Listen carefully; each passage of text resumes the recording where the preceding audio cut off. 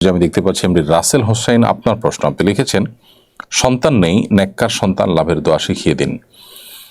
নেককার বা ভালো সন্তান যেন হয় সেজন্য আল্লাহ সুবহানাহু ওয়া তাআলার কাছে বিভিন্ন নবী রাসূলগণ বিভিন্ন দোয়া করেছেন। কোরআনে কারিমে আল্লাহ সেগুলো উল্লেখ করেছেন, আমরা সেগুলোকে অনুকরণ করতে পারি। যেমন ইব্রাহিম আলাইহিস সালাম, জাকারিয়া আলাইহিস সালাম, তারা প্রত্যেকেই আল্লাহ সুবহানাহু ওয়া তাআলার কাছে ভালো এবং ভালো সন্তানের জন্য, নেক সন্তানের জন্য দোয়া করেছেন।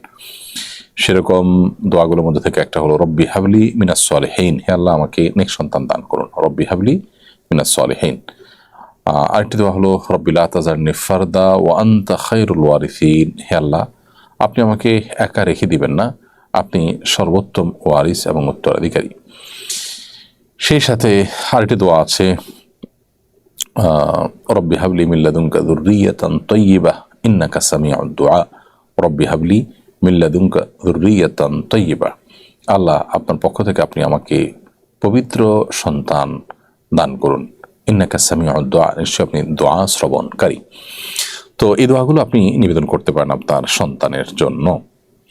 এরপরে প্রশ্ন হলো গানের সুরে আজান দেওয়া কি জায়েজ? গানের সুরে যদি আজান দেওয়া হয় সেটি অবশ্যই গর্হিত কাজ। আজানের নিজস্ব সুর আছে, স্বকীয়তা আছে, কোরআনের নিজস্ব সুর আছে, নিজস্ব সুরের স্বকীয়তা আছে। বিধায় গানের সুরের সাথে আজানের সুরকে মেলানো, কোরআনকে মেলানো সঠিক কোনো কাজ নয়। এরপরে প্রশ্ন হলো এবছর থেকে সরকারি খরচে হজে পাঠানো হচ্ছে না, জানতে পেরেছি। আপনি এটার সমর্থন করেন, সমর্থনের কারণ কি?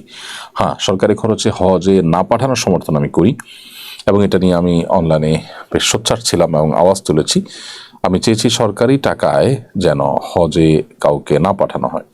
কারণ হলো সরকারি টাকা মানে জনগণের টাকা, তো জনগণের কাছ থেকে টাকা তোলা হয়েছে দেশের উন্নতির জন্য, ভালো কাজের জন্য। সেখানে আপনি জনগণের টাকায় একজন রাজনৈতিক নেতা হয়ে আপনি হজ করতে যাচ্ছেন, ব্যাপারটা খুবই হাস্যকর এবং এটা বিলাসিতার শামিল। ইবাদত হবে, আর্থিক ইবাদত হবে, আপনি নিজের টাকায় করবেন বা কেউ আপনাকে স্বেচ্ছায় খুশি হয়ে দিয়ে বেশি টাকা দিয়ে করবেন, সেটা হতে পারে। তো জনগণ তো আপনাকে হজ করার জন্য টাকা দেয়নি। যারা টাকা দিয়েছেন তারা অনেকে হয়তো কষ্ট করে জীবন দিনাতিপাত করেন, কিন্তু তারা টাকা দিতে হয়েছে, তাদের কাছ থেকে ট্যাক্স ভ্যাট নেওয়া হয়েছে। এখন আপনি হজে যাবেন, আপনি এটা বলার পর জনগণ আপনাকে টাকা দিয়ে হজে পাঠাবে কিনা? যদি না পাঠায় তাহলে তার মানে হলো জনগণের ম্যান্ডেট নেই, জনগণ চায় না তার টাকা দিয়ে আপনি হজ করেন, তাহলে এটা একরকম জোরপূর্বক কারো টাকা দিয়ে হজ করার মতো হলো, গর্হিত কাজ। এভাবে হজ হতে পারে না।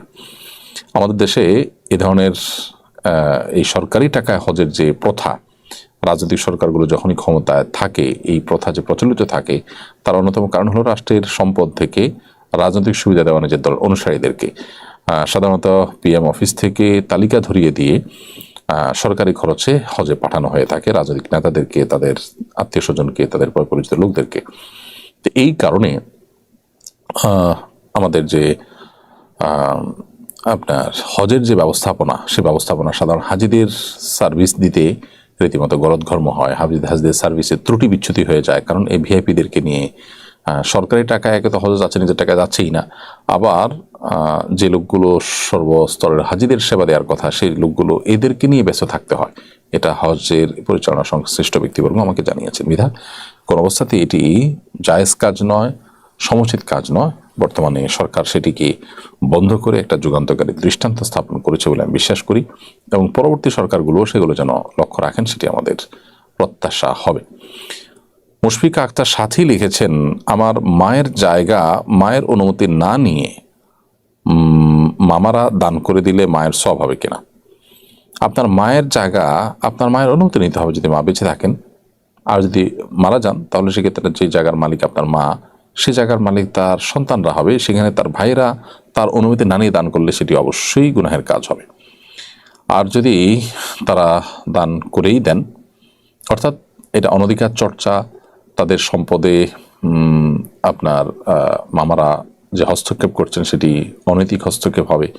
নবী করিম সাল্লাল্লাহু আলাইহি ওয়াসাল্লাম বলেছেন, লা ইয়াহিল্লু মালু ইমরিইন মুসলিমিন ইল্লা বিতিবি নাফসি, কোনো মুসলমানের সম্পদ তার মনের সন্তোষ ছাড়া এটি কোনোভাবেই সেখানে হস্তক্ষেপ করা জায়েজ হবে না। যদি আপনার মায়ের অনুমতি না নিয়ে এটা করলে সেটি অন্যায় কাজ। হ্যাঁ, করার পর যদি আপনার মা সম্মতি দেন, তিনি খুশি থাকেন বা তিনি মেনে নেন, তাহলে সেক্ষেত্রে অবশ্যই তাদের সে কাজ জায়েজ হয়ে যাবে। বাট উচিত হবে আগে থেকে অনুমতি নেওয়া। এভাবে অনুমতি না নিয়ে করাটা মৌলিকভাবে ভালো কাজ না, অন্যায় কাজ। এবং আপনার মা আল্লাহ সুবহানাহু ওয়া তাআলার কাছে সওয়াব বা বিনিময় প্রত্যাশা করতে পারেন। যেহেতু তার সম্পদ ব্যয় করা হয়েছে, তিনি আজও তিনিই পাবেন, মামারা তো বিনিময় পাবেনই না, প্রশ্নই ওঠে না, কারণ তাদের সম্পদ সেটি না। আরেকজনের সম্পদ যদি দান করেছেন, দান করে ফেলেছেন, ফেরত নেওয়ার সুযোগ নেই, তো সওয়াব, মানুষের টাকা তো আর বিফলে যাবে না, সওয়াব নিশ্চয়ই টাকার মালিক হিসেবে আপনার মাই পাবেন।